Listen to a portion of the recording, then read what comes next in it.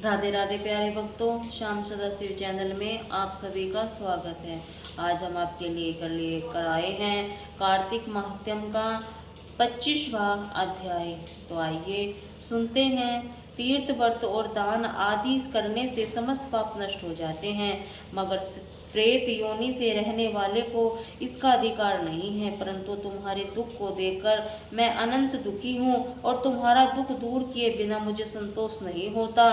तुम्हारे पाप बड़े भारी हैं, क्योंकि यह तीनों योनियां बहुत बड़े पाप करने वाले को ही प्राप्त होती हैं। प्रेत योनि में थोड़े से पुण्य को नष्ट भी नहीं हो सकती, लेकिन मैं तुम्हें इस योनि में अश्वमेघ छुड़ाऊंगा।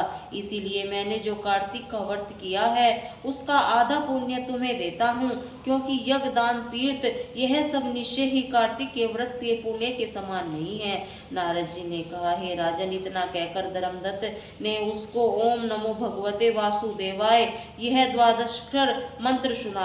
तुलसी का जल उसके ऊपर छिड़का।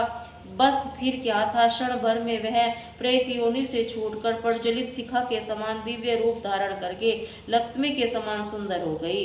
तब वह धर्मदत्त को दंडवत प्रणाम करके प्रसन्नता से गदगद होकर बोली, रे ब्राह्मण, आपके आशीर्वाद से मैं इस घोर नरक से छूट गई हूँ। मुझे पाप सागर की डूबती हुए के लिए आप नौका के समान है। नारद जी ने कहा, हे राजन, अभी कलहा इसी प्रकार कह रही है। वहां पर विष्णु गण एक दैत्ययान विमान लेकर आए। विमान के द्वार पर अप्सराएं और गण बैठे थे। देवदत्त ने उस सब को देखकर दंडवत प्रणाम किया। पुण्यशील और सुशील नामक भगवान विष्णु गणों से धर्मदत्त को अपने हाथों के ऊपर उठाकर उसका अभिनंदन करके उन्होंने कहा, हे द्विज श्रेष्ठ, आप धन्य है जो कि आप सदा भगवान विष्णु के व्रत कथा और सेवा में लगे रहते हैं। आप सर्वदा दीन दुखियों पर दया करते रहते हैं। आपने जो अपने बाल्यकाल में पवित्र शुंभ कार्तिक व्रत किया था, उसके आगे फल में कलहा के पूर्व जन्म में अकृत पाप नष्ट किए हैं। यही नहीं, आपकी कृपा से आपको सैकड़ों जन्मों के पाप नष्ट हो गए हैं।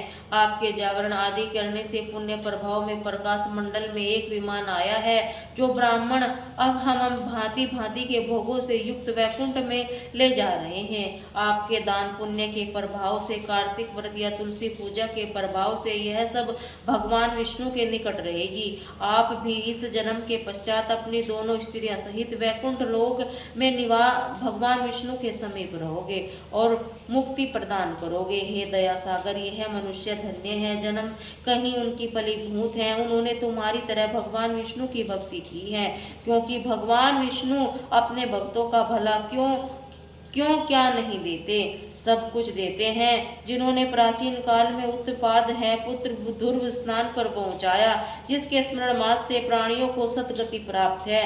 प्राचीन काल में भगवान विष्णु केवल अपने नाम के स्मरण से ही ग्रह द्वारा पकड़े हुए हथिनी योनि से मुक्त कर जय नाम देकर अपना पाषाण बना दिया, जिससे वो उसी विष्णु को सेवा की है। इसी से तुम अपनी दोनों स्त्रियों सहित 1000 वर्ष तक विष्णु भगवान के समीप निवास करोगे। जब तुम्हारा पुण्य क्षीण हो जाएगा, तब तुम पृथ्वी सूर्यवंश में अपनी दोनों स्त्रियों के साथ दशरथ के नाम से प्रसिद्ध राजा हो जाओगे। और यह कलहा तुम्हारे आधे पुण्य की भागीदार होने के नाते तुम्हारी तीसरी भार्या होगी।